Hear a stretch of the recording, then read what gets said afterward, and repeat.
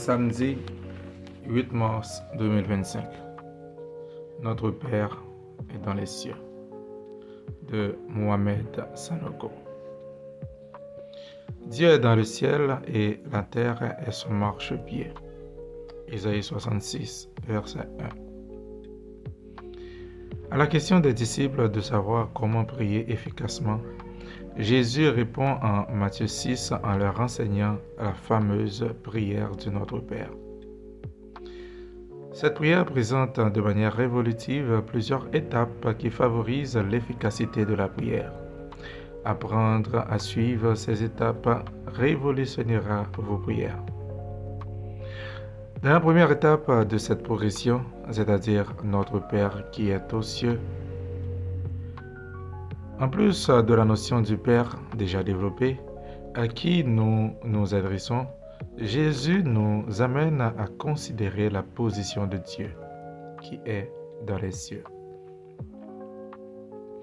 Il est en effet très important en priant de considérer la position de Dieu par rapport à la situation que nous vivons ou traversons. Vous remarquerez que toutes les autres requêtes viennent bien après cette étape qui est dans les cieux. En effet, avant de demander quoi que ce soit, nous devons être conscients que Dieu est au-dessus de la terre, au-dessus de nos problèmes. Effectivement, la position de celui à qui nous demandons de l'aide est déterminante dans la confiance que nous avons en sa capacité à nous venir en aide. Si nous sommes dans un trou, celui qui peut nous aider doit être à l'extérieur de ce trou. S'il y a une crise financière, celui qui peut nous aider ne doit pas être dans la crise, mais en dehors. Si malheureusement il s'y trouve aussi, nous aurions un peu de doute en sa capacité à nous aider. Dieu est esprit et c'est à travers de nos pensées que nous appréhendons sa position. Bien que nous sachions qu'il est capable de tout, nous pouvons plomber notre foi si nous concevons mal sa position par rapport à notre situation. Si vous avez besoin de 10 000 euros de manière urgente, votre foi va dépendre. Si vous êtes le fils de Bill Gates, sûrement que vous serez serein et que ces 10 000 euros ne vous angoisseront pas. Mais si votre père travaille dans une pauvre ferme au fin fond de la campagne, certainement que vous aurez quelques appréhensions. Lorsque vous venez dans la prière, quelle est de manière inconsciente la position que vous donnez à Dieu par rapport à vos besoins? La crise financière, sociale, le manque d'emploi vous accable? Peut-être qu'inconsciemment, vous avez l'impression que Dieu aussi est en difficulté face à ces crises.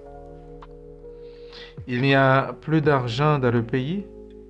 Peut-être qu'inconsciemment, vous pensez que Dieu est aussi à court d'argent pour vous venir en aide. Toutes les entreprises ferment et licencient.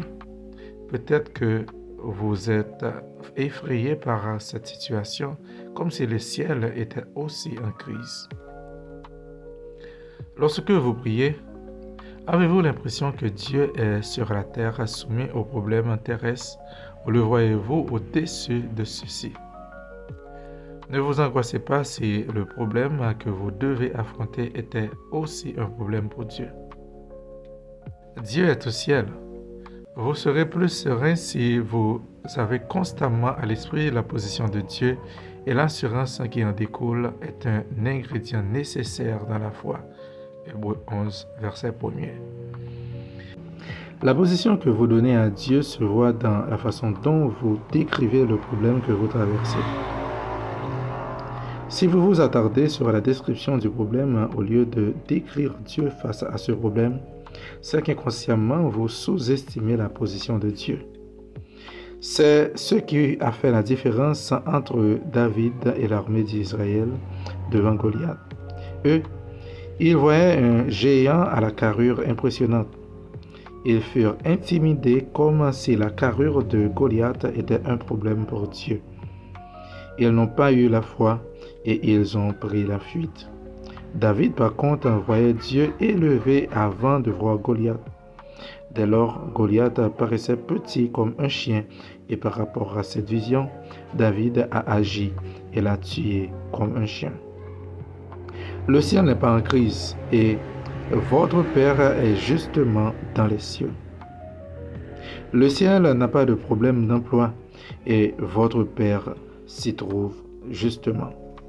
Le ciel n'a pas de problème de santé, et votre Père y est le roi. Dieu est au ciel et la terre est son marchepied, notre Père qui est dans les cieux.